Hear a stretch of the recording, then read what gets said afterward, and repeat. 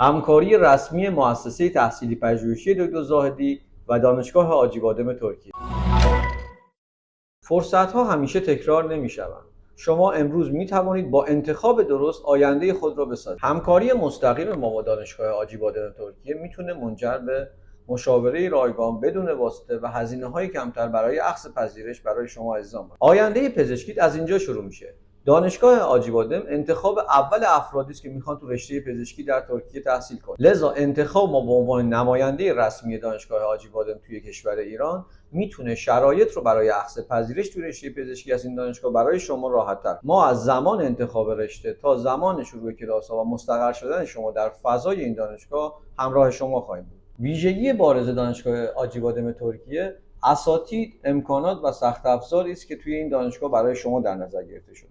شما میتونید با داشتن یک مدرک دیپلم به راحتی اخذ پذیرش خود رو از این دانشگاه اخذ کنید. این شرایط رو ما برای شما تسهیل میکنیم. ما سعی میکنیم با بررسی شرایط شما و ویژگی‌های شما بهترین حالت ممکن رو برای اخذ پذیرش توی رشته‌های پزشکی و پیراپزشکی توی این دانشگاه به نوعی انتخاب کنیم.